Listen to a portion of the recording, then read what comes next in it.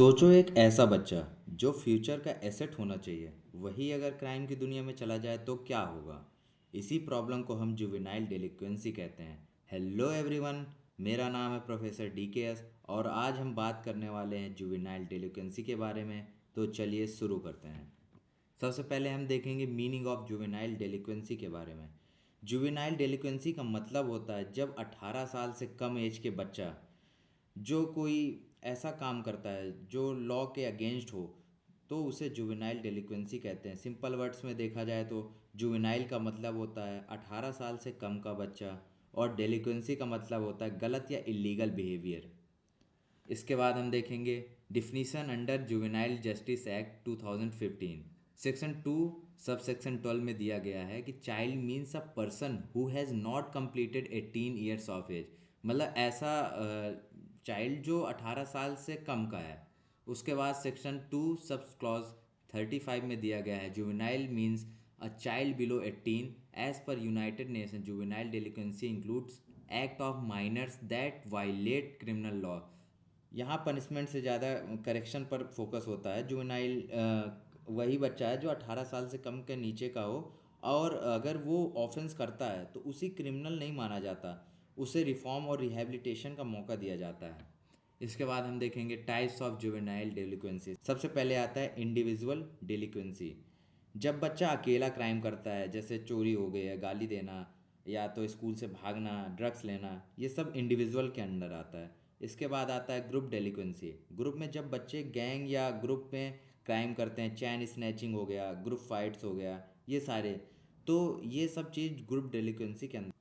इसके बाद आता है ऑर्गेनाइज्ड डेलिक्वेंसी। जब जुवेनाइल एडल्ट क्रिमिनल्स के साथ मिलकर क्राइम करते हैं, जैसे drug trafficking, smuggling, pickpocketing gangs, तो ये आता है ऑर्गेनाइज्ड डेलिक्वेंसी के अंदर। इसके बाद आता है कॉजेज़ ऑफ जुवेनाइल डेलिक्वेंसी। सबसे पहले आता है फैमिली प्रॉब्लम। अगर फैमिली ब्रोकन फैमिली है, पेरेंट्स का डाइवोर्स हो गया है, या लैक ऑफ पेरेंटल केयर है, डोमेस्टिक वायलेंस है। जब घर का इन्वायरमेंट ख़राब होता है तब बच्चा गलत रास्ते पर चला जाता है। इसके बाद आता है पॉवर्टी, पैसे की कमी, बेसिक नीड नहीं पूरी हो रही उनकी, सर्वाइवल के लिए क्राइम करते हैं। पॉवर्टी बच्चे को बना देती है क्राइम करने पे।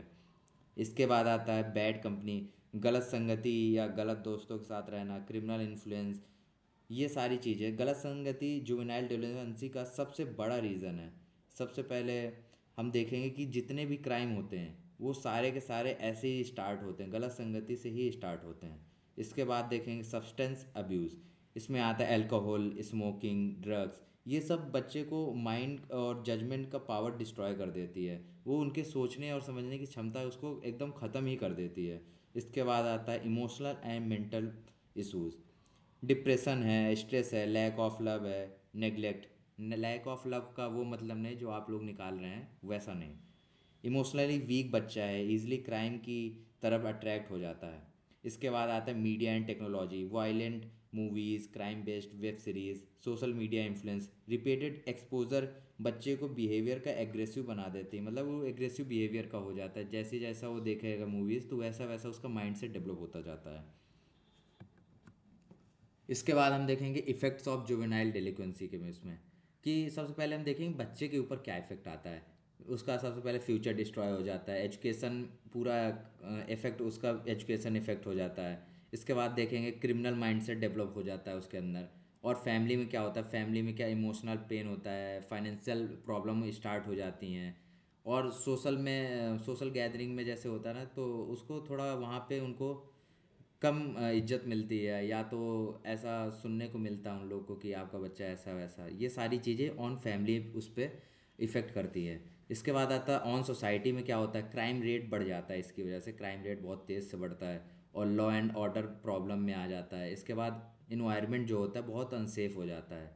इसके बाद देखेंगे कि क्या कोई एक जुवेनाइल जो है वो एज एन एडल्ट उसको ट्रायल किया जा सकता है कि नहीं किया जा सकता।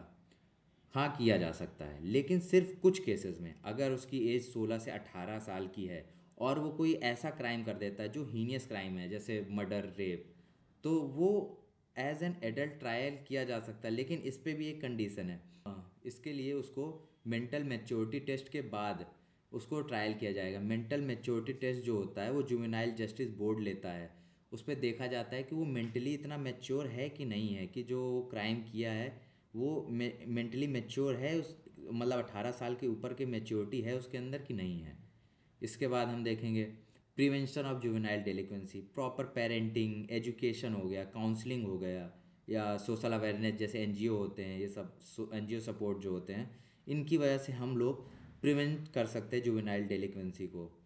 जुवेनाइल डेलिक्वेंसी एक क्राइम से ज़्यादा सोशल प्रॉब्लम है। अगर हम बच्चों को टाइम पर गाइडेंस और सपोर्ट, तो वही जुवेनाइल कल रिस्पॉन्सिबल सिटीजन बन सकता है। Remember, every child needs care not punishment. अगर आपको ये एक्सप्लेनेशन यूज़फुल लगा हो, वीडियो को लाइक करें, शेयर करें और कमेंट में बताएं क्या जुवेनाइल को पनिशमेंट मिलनी चाहिए या रिफॉर्म मिलनी चाहिए। मिलते हैं अगले वीडियो पे नए टॉपिक के साथ।